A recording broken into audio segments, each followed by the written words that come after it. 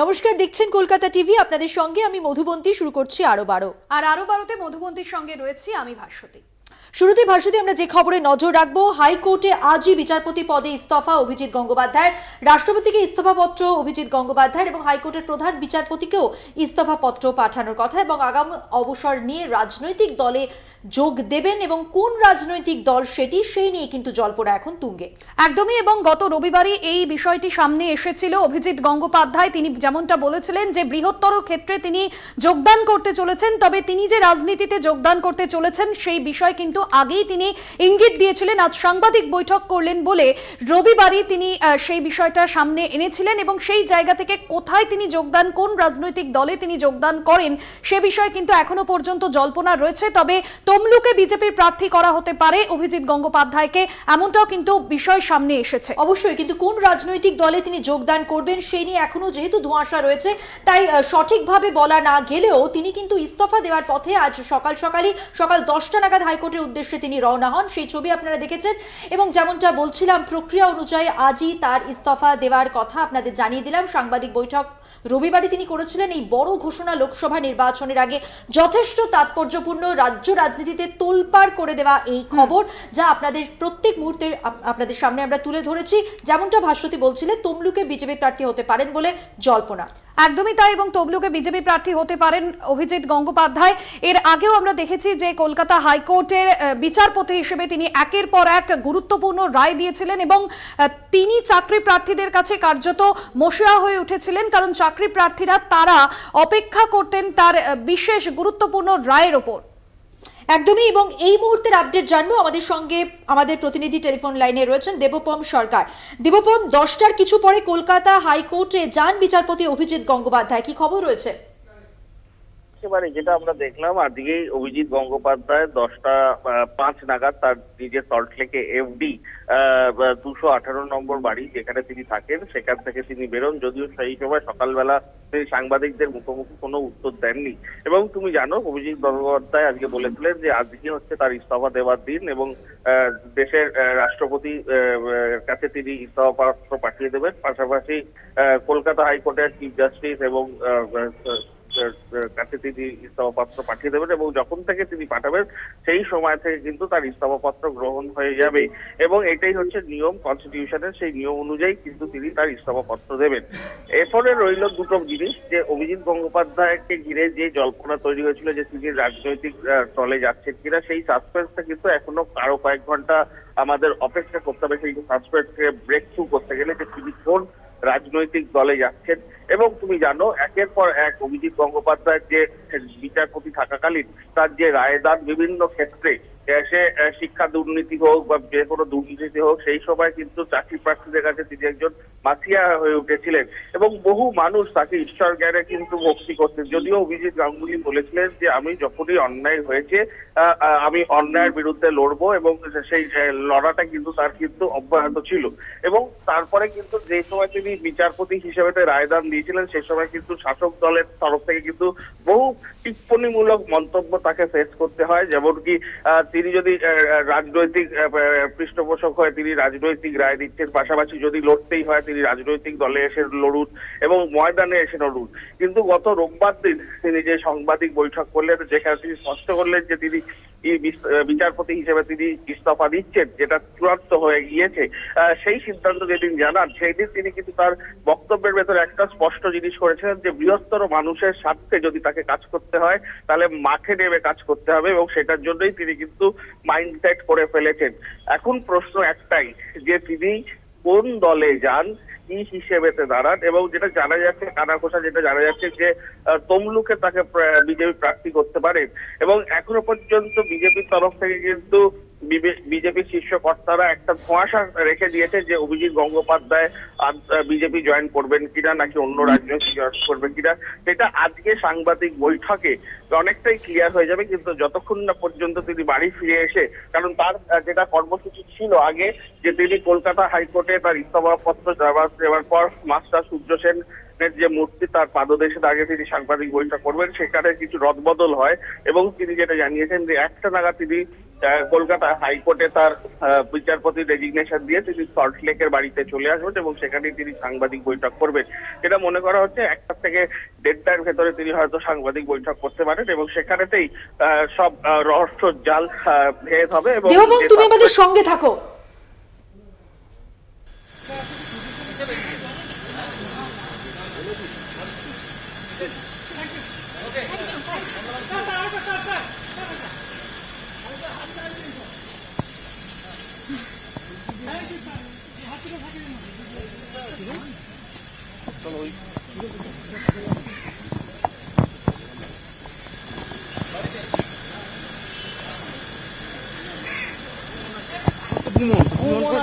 আপনারা দেখছেন সেই ছবি। অভিজিৎ গঙ্গোপাধ্যায় তিনি যেরকম ইস্তফা পত্র জমা দিতে এসেছিলেন এবং গতকাল কলকাতা হাইকোর্টে তার শেষ দিন ছিল।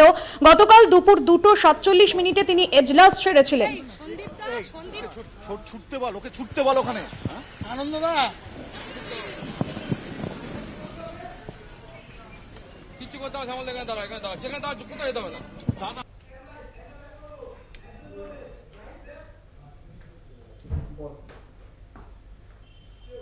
সাংবাদিকদের মুখোমুখি হয়ে জাতীয় নির্বাচন কমিশনের ফুল বেঞ্চের কি বক্তব্য সরাসরি শোনাবো এখন।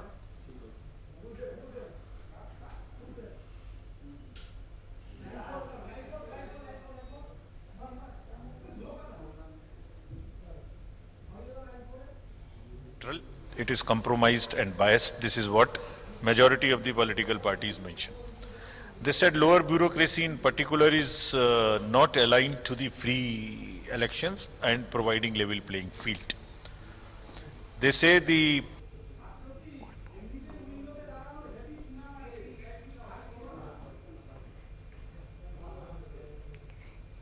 were partisan role of some of the officers and they were strictures against them. ये भी कहा कि जो ट्रांसफर्स पॉलिसी है कमीशन की वो सही से लेटर एंड स्पिरिट में फॉलो हो। One of the party even raised the issue that false cases are filed and even at times nobody is spared. So generally they said थोड़ा भय का वातावरण है, इसलिए इसको ठीक करने की कमीशन कोशिश करे।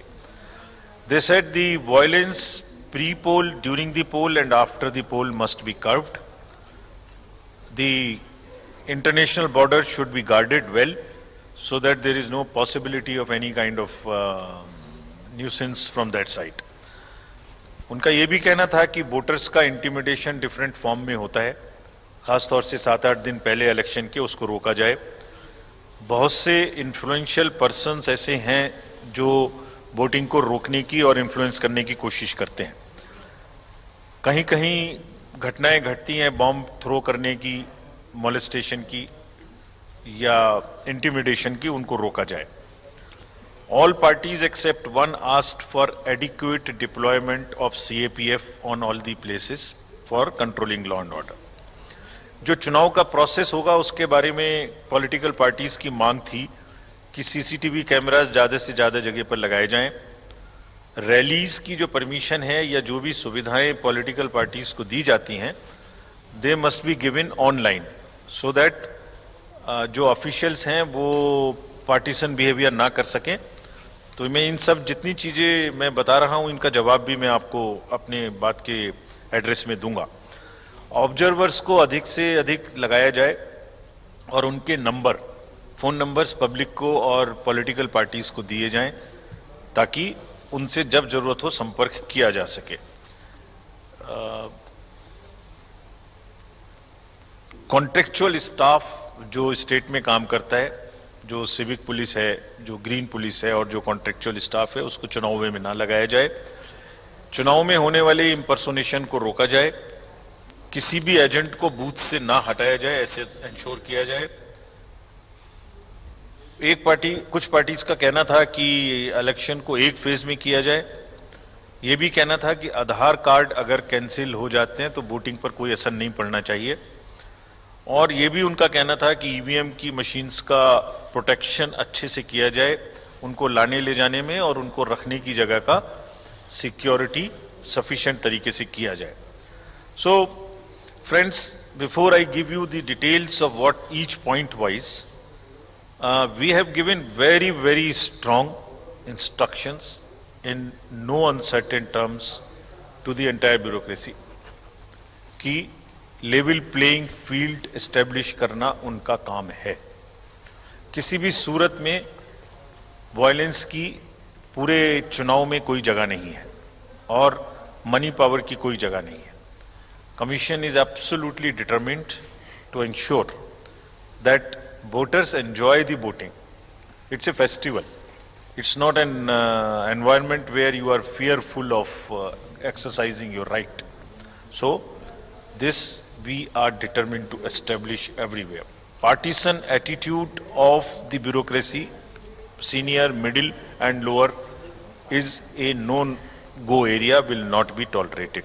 हमने उनको बहुत स्पष्ट इंस्ट्रक्शंस दिए हैं कि अपने नीचे जितनी भी हायरार्कीज हैं, चाहे वो एसएचओज हों, चाहे वो पुलिस की हों, चाहे वो रेवेन्यू की हों, ये डिस्ट्रिक्ट मजिस्ट्रेट्स और एसपीज की जिम्मेदारी है कि उनको कंट्रोल करें, उनको लेवल प्लेइंग फील्ड एस्टेब्लिश करने में इंश्योर करें। अगर वो करेंगे ठीक है, वो नहीं करेंगे तो हम उनसे करवाएंगे और उनको जिम्मेदार ठहराएंगे। So friends, before I answer everything, all these points, let me give you an overview of the election process and election numbers in Bengal. There are 42 parliamentary constituencies, of which 30 are general, 10 SC and 2 ST. If you look at the electors in Bengal, there are total 7.58 crore voters. All these slides would be sent to you immediately after this so that you can use them. Male being 3.85 and female 3.73 crore.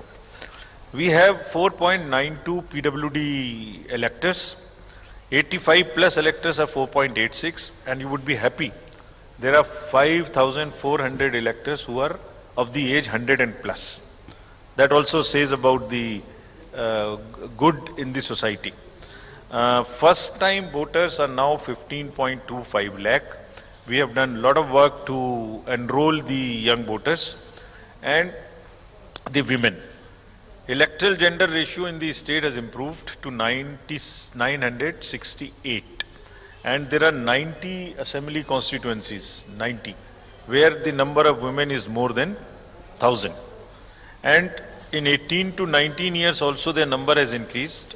So this is 6.57 lakhs. तो जो अभी सर्वे हुआ था उसकी वजह से young बच्चों पर और उसमें से गर्ल्स पर बहुत ही फोकस था। If I tell you about the youth, 294 dedicated election related AEROs were appointed so that they can focus on youth. And there are even advanced applications of the youth which we have received. अगर मैं आपको particularly vulnerable tribal groups के बारे में बताऊं तो वो 3 PVTGs हैं बंगाल में और उनका 18 प्लस की जितनी पॉपुलेशन है उनका एनरोलमेंट किया गया है। तो व्हाट वी आर ट्राइंग, पूरे इलेक्टरल रोल में जिसको होना चाहिए वो हो, youth, women, PwDs, 80 plus, 85 plus, 100 plus, transgenders, PVTGs. It is a mosaic which is of the which shows inclusivity, which shows purity, and which shows the health of the electoral roll. And we are happy to go to the elections with a very, very robust, happy electoral roll. Now, if I give you the details about the polling stations, the total number is 80,453. Average voters are 943 in each of the polling station. Rural polling stations are much more than the urban, and we will do at least 50% webcasting of all the polling stations. At least 50%. We can even do more.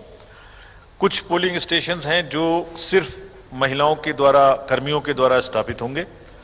हम कोशिश करेंगे कि उसमें police force भी महिलाओं की हो। ये उनके एक एम्पावरमेंट को प्रदर्शित करने का तरीका। इसी तरीके से कुछ पोलिंग स्टेशंस होंगे जो सिर्फ पर्सन्स विद डिसेबिलिटीज की तरफ से एस्टेब्लिश होंगे, ताकि हम समाज में एक ये भी उदाहरण प्रस्तुत करें कि they are no less than anybody else and they can conduct elections and do anything in life as anyone of us can do. आपका वोटर्स का एक्सपीरियंस हमारे पोलिंग स्टेशंस में अच्छा हो, इसके लिए बहुत तैयारी की जा रही है। एक्सपीरियंस को अच्छा बनाने के लिए booths will be having, all booths will be on ground floor, will have toilet, will have ramp, wheelchairs, electricity, toilets, drinking water, and also shade, because it would be a season of there would be a lot of heat during that season.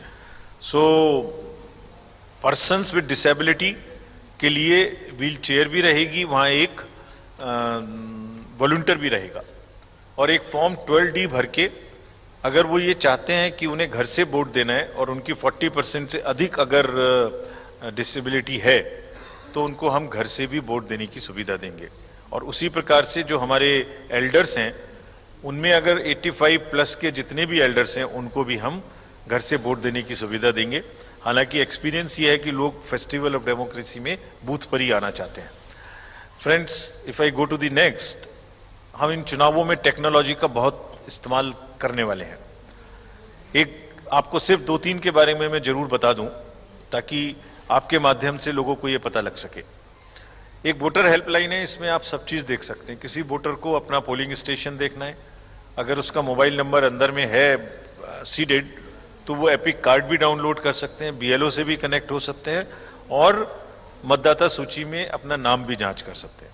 Another important application is C vigil, citizens we vigilant. इसमें आपका सहयोग खास तौर से हमें चाहिए।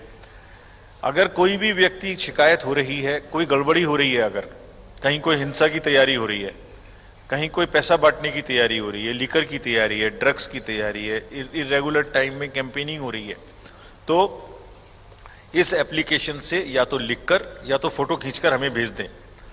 जहां से भी भेजा गया वहां का लोकेशन हम खुद से ले लेंगे, उसके लॉन्गिट्यूड और लैटिट्यूड से, और विद इन 100 मिनट्स हमारी टीम जांच की वहां पहुंचेगी, जांच करेगी, एक्शन लेगी और ये बताएगी भी कि क्या बात सही थी, पार्शियली सही थी और उस पर क्या एक्शन लिया गया।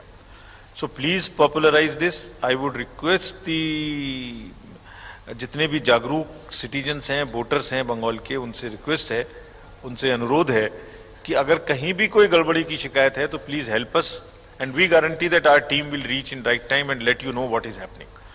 जो कैंडिडेट्स ने हमसे कहा था, पॉलिटिकल पार्टीज ने, कि उनको सुविधाओं की बराबर में मिलनी चाहिए, जो मांग थी उनकी, तो उनकी ये मांग हम सुविधा पोर्टल से पूरी करेंगे। जो भी पहले अप्लाई करेगा उसको पहले मिलेगा, फर्स्ट इन फर्स्ट आउट। अगर एक ग्राउंड को किसी पॉलिटिकल पार्टी ने समय में मांगा कि हमें इस तिथि को, इस डेट को, इस समय पर ये चाहिए, उसको वही समय पर मिलेगा, जो second person will not get it. So this will establish the level playing field in allotment of all the entitlements to the political parties and candidates. Friends, this is another very important right which the citizens have to know your candidate. किसी candidate का अगर कोई criminal background है तो इस application में उनकी photo, उनको क्या क्या उनके ऊपर में क्रिमिनल एक्टिविटीज हैं, इस सबका पता लगेगा। Citizens can go to this app and see कि उनके एसेट्स एंड लायबिलिटीज भी देख सकते हैं, उनका एफिडेविट्स भी इसी जगह में देख सकते हैं। वो देख सकते हैं कि उनके कैंडिडेट्स के ऊपर में कोई क्रिमिनल चार्ज तो नहीं है। कैंडिडेट को 3 बार न्यूज़पेपर में ये एडवर्टाइजमेंट भी देना है कि मेरे ऊपर क्रिमिनल चार्जेस हैं। पॉलिटिकल पार्टी को भी ये बताना है एडवर्टाइजमेंट के थ्रू अपनी वेबसाइट पर दैट वो ऐसा कैंडिडेट क्यों नहीं चुन पाए जिसका क्रिमिनल बैकग्राउंड ना हो। Why it was a necessity that they choose somebody who has a criminal background. So friends, please convey this, expand this, amplify this particular app so that people can see, they have a right to know about their candidate, they can know about their candidate. हमने पूरे चुनाव में धन का दुरुपयोग रोकने के लिए अगेन एक पोर्टल बनाया है, इलेक्शन सीजर मैनेजमेंट सिस्टम। इसमें जितनी भी एनफोर्समेंट एजेंसीज हैं, सेंट्रल गवर्नमेंट की और स्टेट गवर्नमेंट की, सब इस पोर्टल पे हैं।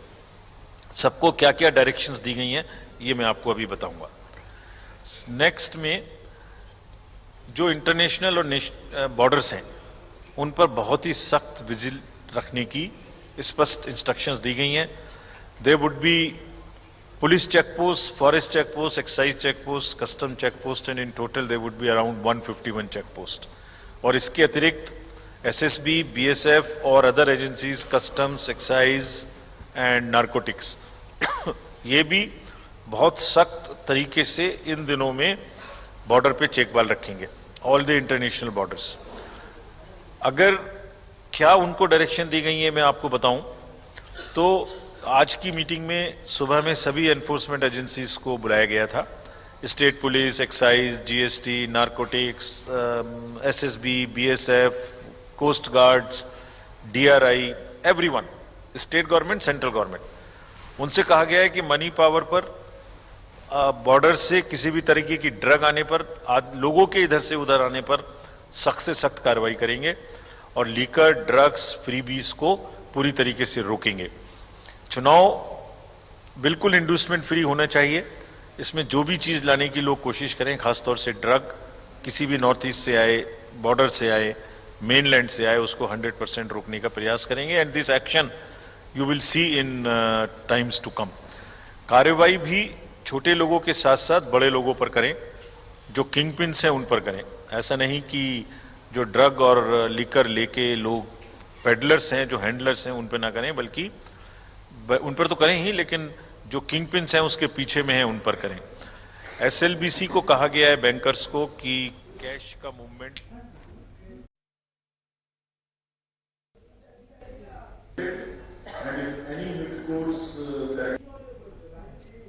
कर पाएंगे तो they are liable to be taken action against. There is absolutely zero tolerance to any violence in democracy, and this is what has been very, very clearly, repeatedly, forcefully explained, and they have all committed to us that they will do it. We will see that it gets implemented, and if any mid-course correction has to be done, we will not hesitate in doing. Sufficient CAPF will come. It will be deployed in a impartial manner. How will it be deployed? The SPNO from the State Police Nodal Officer, CO, Mr. Arij, and the Central Observer who will come. Three of them will decide the CAPF where it should go, what is the requirement. तो तीनों CO साहब रहेंगे, state के police nodal अफसर रहेंगे, central के observer, हमारे observer रहेंगे, तीनों मिलके करेंगे ताकि कहीं कोई पार्शियलिटी का प्रश्न आए। और जब डिस्ट्रिक्ट में पहुंच जाएंगे तो डिस्ट्रिक्ट में भी DM, SP और सेंट्रल ऑब्जर्वर मिलके करेंगे ताकि अगेन उनका इफेक्टिव यूटिलाइजेशन हो। CAPF का प्लान भी हम सबसे शेयर करेंगे, कहाँ जा रही हैं, क्या कर रही हैं, ताकि उनके ऊपर ऐसा कोई ना कहे कि आपने इधर भेजा उधर नहीं भेजा। सबको वोटर इंफॉर्मेशन स्लिप्स कम से कम 5-6 दिन पहले सबको मिलेंगी। अगर किसी का आधार कार्ड नहीं है तो उसको और 12-13 हमने डॉक्यूमेंट्स दिए हुए हैं, उन सबकी मदद से भी वो वोट डाल सकते हैं। It is not mandatory to keep the ID card. ये एपिक के साथ भी है, अगर बाई चांस नहीं है और वोटर स्लिप आई है तब भी वो वोट डाल सकते हैं। इम्पर्सोनेशन या जिसको यहाँ छापा वोटर भी बोलते हैं, वो सबको रोकने के लिए बहुत स्पष्ट इंस्ट्रक्शन दी गई है कि अगर कोई इम्पर्सोनेशन की कोशिश करे, डुप्लीकेट वोट डालने की कोशिश करे, छापा वोटिंग की कोशिश करे, तो इमीडिएटली सेक्शंस रिलेवेंट हैं IPC की, उनमें क्रिमिनल केस करें, उनको रोकें। जितनी भी पार्टीज आपसे लेके आगे तक कंप्लेंट्स करती हैं डिस्ट्रिक्ट में या CO साहब के यहाँ, उनका निराकरण करके उनको लिखित जवाब दिया जाए कि आपने ये कहा था, ये सच पाया गया, इस पर ये एक्शन हुआ, ये सच नहीं पाया गया, आपने गलत शिकायत की थी। All storage of the EVMs will be by a 3-tier security ring. Inner ring of the CAPF, outer ring of the state armed police, and the further outer ring of the state police. बहुत सारी fake news इस समय में, चुनाव के समय में चलती है। फेक न्यूज को रोकने के लिए under the relevant provisions of the IT Act, IPC, the mechanisms have been put in place. There is a control room in every district which will be set up, an integrated control room, which will keep seeing the media, what is happening, which will keep seeing the CCTV footage, which will look at complaints coming from 1950, which will look at various social media handles to know what is happening, what is the negative narrative coming and what is the information coming. We will tackle it very, very strongly and very, very methodically.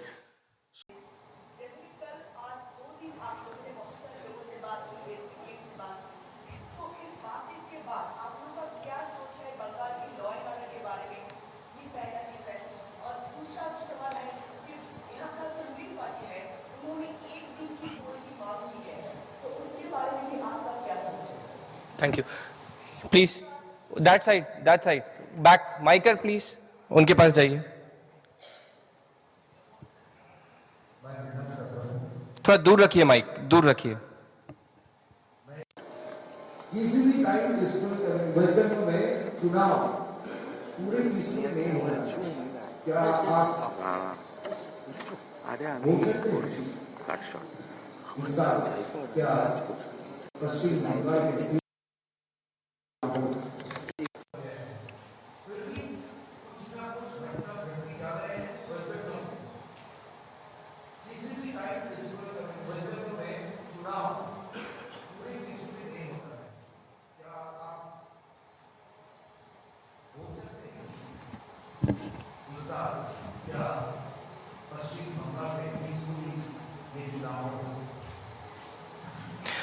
आप madam please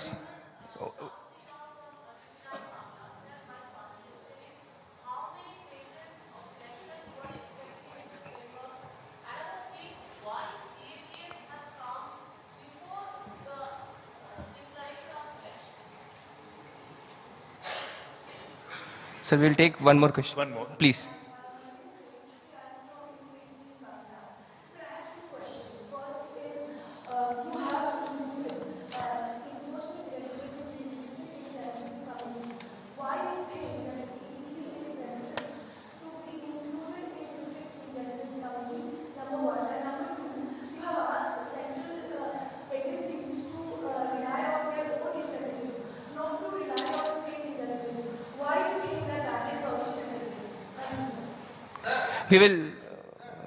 We'll take last one more question, sir.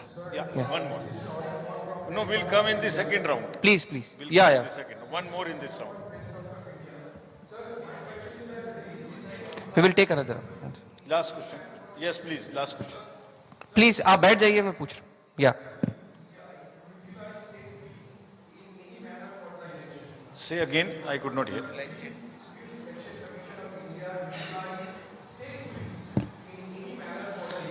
Right.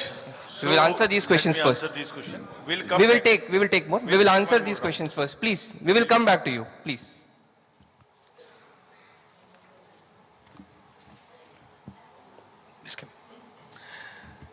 What? एक दिन we will come back to you. We'll come back. We will come back to you. एक प्रश्न पहले था कि एक दिन की पोलिंग की डिमांड की गई थी और how many phases will be there. तो इसका जवाब यह है कि अभी हम लोग भ्रमण कर रहे हैं सभी राज्यों का. तो पहली बात तो ये निर्धारित नहीं है अभी, लेकिन जब भी निर्धारित होगा तो सबसे पहले हम प्रेस को ही बताएंगे और किसी को नहीं बताएंगे. You will come to know of this when the announcement takes place in Delhi. Nobody would ever come to know of this before that. So we have heard all the parties. We'll keep all their suggestions in mind while deciding, depending on the local situations. दूसरा प्रश्न आपने पूछा कि चुनाव peaceful नहीं हो रहा है तो कैसे पीसफुल होगा and what do we think about the law and order situation after our interaction with the DCs and SPs. So 2 दिन के डिटेल डिस्कशन से ये बात सबको क्लियर हो चुकी है. हमें जो फीडबैक मिलता है और जो हमारी सेटिस्फेक्शन लेवल है कि DMs, SPs, police officials, state machinery which is primarily responsible for giving a free and fair election is fully sensitized now to ensure a free and fair elections. They have committed to us. They have committed कि वो ये स्थापित करेंगे कि violence ना हो, वो ये भी करेंगे कि लेवल प्लेइंग फील्ड हो. हमने उनको ये भी कहा है बहुत स्पष्ट तरीके से कि वो खुद तो करेंगे ही करेंगे, साथ में अपने नीचे के अधिकारियों को भी इस चीज़ के लिए सजग करेंगे, उनसे भी कराएंगे. I am sure The initial, we have no reasons to disbelieve them. They're all competent officers. We are sure they will do it. किसी वजह से नहीं कर पाएंगे तो फिर हम तो देखेंगे क्या करता है. बट डिटर्मिनेशन बहुत स्ट्रांग है. जैसे एक प्रश्न उन्होंने भी पूछा कि हम बार बार कहते हैं आते हैं लेकिन हो नहीं पाता, कुछ ना कुछ घटना घट जाती है. सही है, घटना घट जाती है. पहले हमारी अभी के रिव्यू से समझे कि घटनाएं उस हद तक नहीं घटेंगी. अगर घटेंगी तो डिस्ट्रिक्ट एडमिनिस्ट्रेशन उसको सख्ती से निपटेगा. अगर वो सख्ती से नहीं निपटेगा तो हम उनसे सख्ती से निपटवाएंगे. दूसरा आपने पूछा कि सीएपीएफ यहाँ क्यों आया है. सीएपीएफ और सेंट्रल पैरामिलिट्री फोर्सेस सारी कंट्री में सभी स्टेट्स में गई हैं. It's a standard practice that we send the advance parties to move in advance. अगर पूरी कंट्री में जितनी गई हैं उसका 10% मात्र बंगाल में आए हैं और वो हर जगह में जाना उनका काम है. पहले से एरिया को समझना उनका काम है. उनके साथ में स्टेट पुलिस आपने पूछी लगेगी कि नहीं लगेगी. मेन रिस्पॉन्सिबिलिटी स्टेट पुलिस की ही है और वो रहेगी. जैसे मैंने आपको बताया कि वो सीएपीएफ कहाँ लगेंगी इसका निर्णय भी कौन लेगा. इसका निर्णय भी स्टेट पुलिस नोडल ऑफिसर जो कि राज्य सरकार के वरीय पुलिस अधिकारी हैं वो, आरिफ साहब जो हमारे सीईओ हैं वो, और जो एक ऑब्जर्वर कमीशन का होगा यहाँ आएगा वो, 3 लोग मिलकर निर्णय लेंगे कि अगर इतनी कंपनीज फोर्स आई है तो वो कहाँ जानी चाहिए, कहाँ सेंसिटिविटी ज़्यादा है. It is there decision combined. और इसी प्रकार से जब वो डिस्ट्रिक्ट में पहुंच जाएंगी तो डिस्ट्रिक्ट में भी कहाँ जानी चाहिए इसका निर्णय भी डीएम, एसपी और जो हमारे ऑब्जर्वर डिस्ट्रिक्ट लेवल पे होंगे वो लेंगे मिलकर. Point is that it is responsibility of all combined and it is a practice which we are following across the country in all states in the similar fashion, and Bengal will also be part of the same SOP as it is everywhere. Next. We will take one by one. Madam को दे दीजिए please. One by one. Yeah, madam, please. We will take questions from that side also. आपके पास आ रहे हैं. One question, madam, please. Take the mic. Take the mic. Take the mic. Okay. Take the mic. Yeah.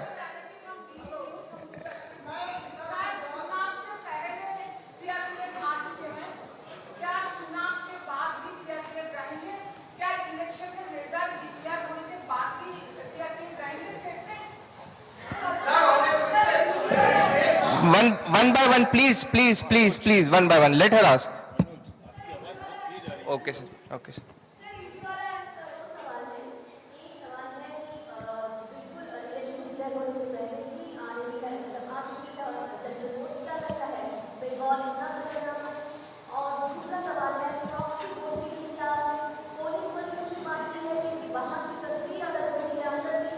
Take from that. We will take from that side also.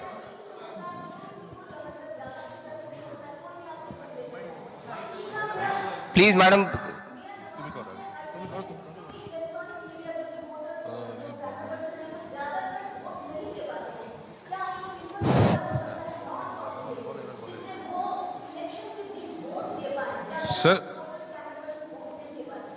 Sir, Please introduce yourself. I am Shoibal from Telegraph, sir. एक second साहब, एक second.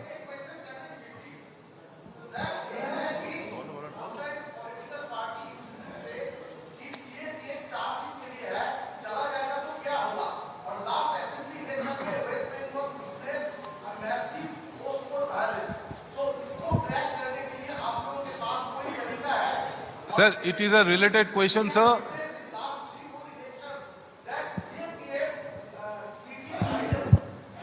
Please take them.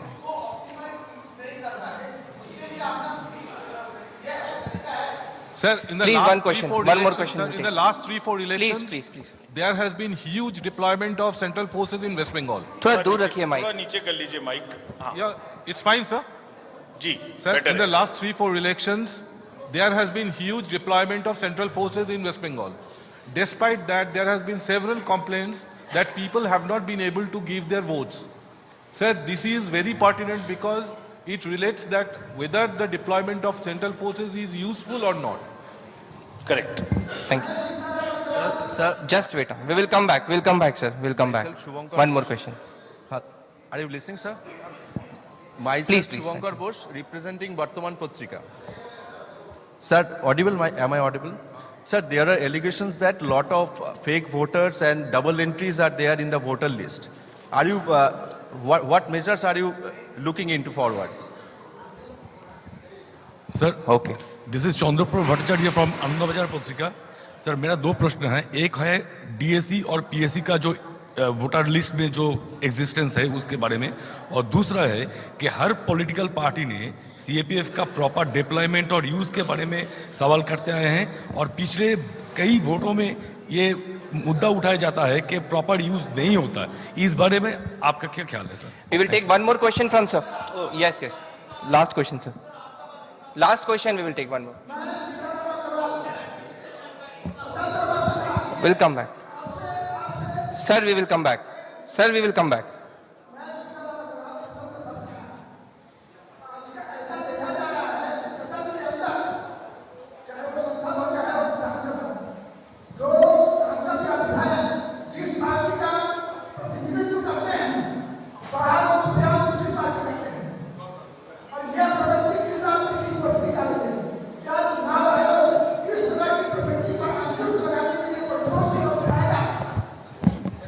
Okay, we will answer these questions, sir.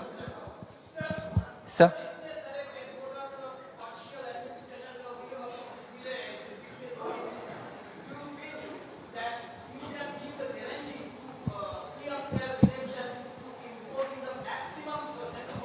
No. Thank you. Thank you. We'll answer these. आपने जो पहले एक question आपका देता हूँ इलेक्ट्रॉनिक मीडियम को वोट देने के बारे में, ये आपका बहुत ही जेन्युइन डिमांड है कि आपको उस दिन वोट देने की सुविधा मिलनी चाहिए। इसको हम लोग जरूर देख के आपको एग्जिट क्या कर सकते हैं बताएंगे। When everybody on essential duties can give vote, तो वो आपको कैसे करेंगे, पोस्टल बैलेट आपको कैसे हम उपलब्ध कराएंगे, इसके बारे में जरूर देखेंगे आपको। ये we will come back on this.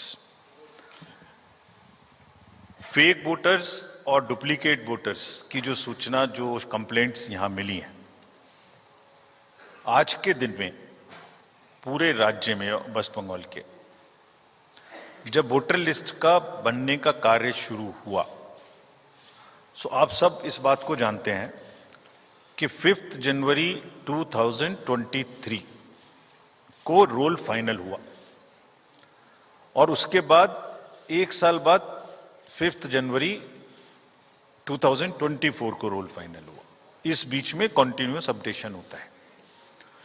तो 5/1/23 की सूची भी सभी पॉलिटिकल पार्टीज के पास है, उनको फ्री में उपलब्ध कराई गई।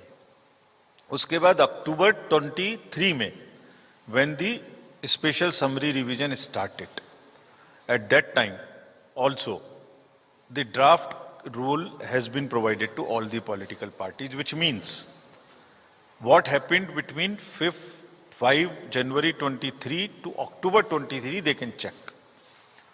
Then again for 2 months continuously, every party we have had in the districts large number of meetings with them. So every addition, every deletion is in their knowledge continuously for 2 months. All forms 6, 7, 8 are uploaded on the website. It is so transparent. At every stage it is published, it is put on the notice board, and it is also published on the social media. After that, on taking all claims and objections into mind and into consideration, और किसी का deletion जब तक नहीं हो सकता जब तक उसकी इंक्वायरी ना हो गई। ये इलेक्शन के वोटर लिस्ट का एक ऐसा कार्य है जो कि फील्ड वेरिफिकेशन के बाद होता है। So the final rule has been published in January 24. There is whatever complaints came on deletions of fake voters have all been seen and responded to the political parties. आपने ये कहा था, इतने लोगों के बारे में कहा था, इतने सही है, इतने गलत है, ये आपको सूचना दी जा रही है। फिर भी अभी भी अगर किसी की तरफ से ऐसी सूचना आएगी उस पर कार्रवाई की जाएगी। ये हमने कल इंस्ट्रक्शन सबको स्पेसिफिक दिए हैं। और जैसा मैंने पहले बताया था अपने एड्रेस में, हर पॉलिटिकल पार्टी को बुलाकर डिस्ट्रिक्ट मजिस्ट्रेट्स कॉन्टिन्यूसली और एसपीज कॉन्टिन्यूसली कम से कम 2-3-4 बार during the process of election मिलेंगे।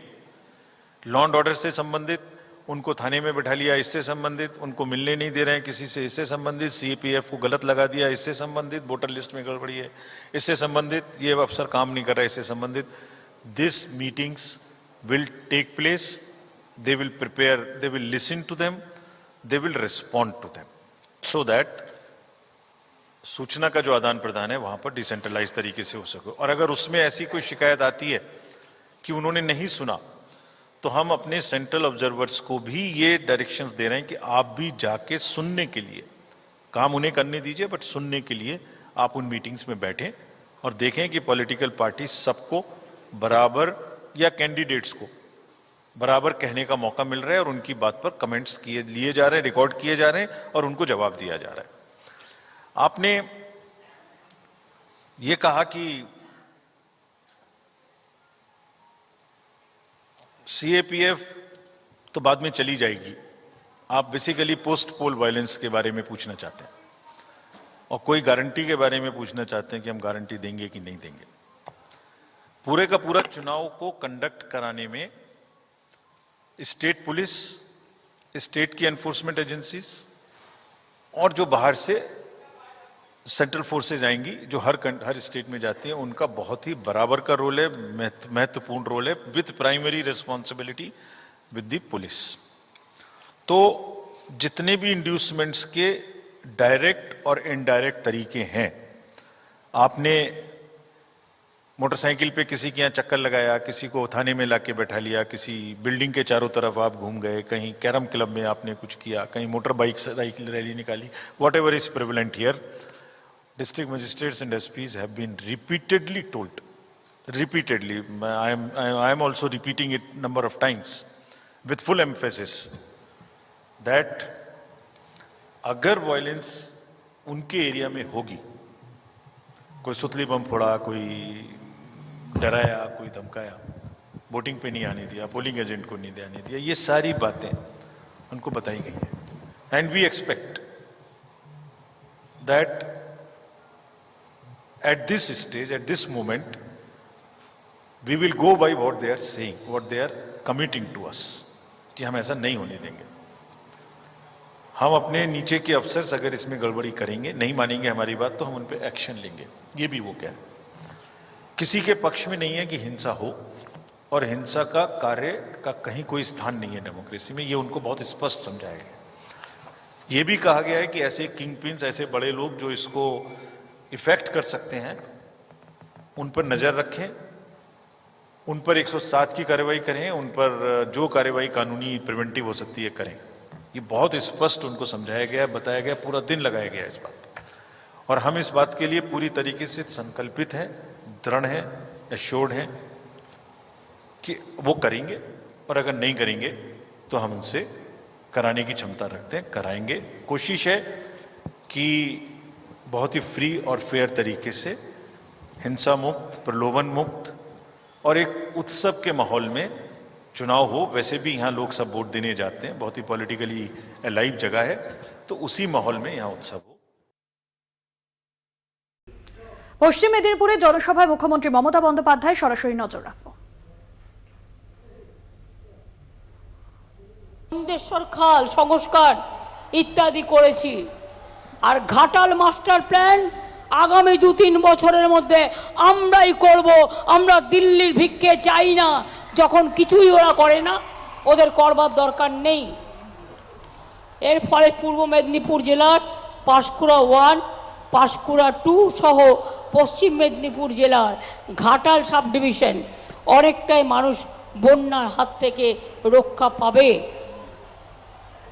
মনে রাখবেন, 9টা industrial park, Vidyasagar industrial park, সাদাতপুরে খড়গপুর ইন্ডাস্ট্রিয়াল এস্টেট, লিমুপুরায় খড়গপুর ইন্ডাস্ট্রিয়াল গ্রোথ সেন্টার, শাহচকে Kharagpur general industrial park, Medinipur Sadar ব্লকে Khas Jangal industrial estate, Medinipur industrial park, Salboni industrial park, Godapiashali industrial park, Goaltore solar park এবং গড়বেতাতে আবার স্টিল ফ্যাক্টরি হচ্ছে, আপনাদের আমি জানিয়ে গেলাম। সবং এবং রুইয়ানে মাদুর তৈরির ক্লাস্টার আজ উদ্বোধন করা হলো। দাসপুর 2 নম্বর ব্লকে সোনার হাব তৈরির ক্লাস্টার হচ্ছে। খড়গপুরে আইটি পার্ক চালু করা হচ্ছে। মনে রাখবেন, আমরা যোগাযোগ ব্যবস্থাও অনেক উন্নত করেছি। আজ আমার বলতে দ্বিধা নেই, যারা বড় বড় কথা বলে এবং মিথ্যে কথা বলে, এক তো মেদিনীপুর স্টেডিয়াম, খড়গপুর স্টেডিয়াম তৈরি করা হয়েছে, শালবনীতে স্টেডিয়াম তৈরি করা হয়েছে, খড়গপুরে 10 লক্ষ টাকা ব্যয়ে অরবিন্দ স্টেডিয়ামে আন্তর্জাতিক মানের কাঠের ব্যাডমিন্টন কোর্ট তৈরি করা হয়েছে। এছাড়াও খড়গপুরেও স্টেডিয়াম করে দেওয়া হয়েছে।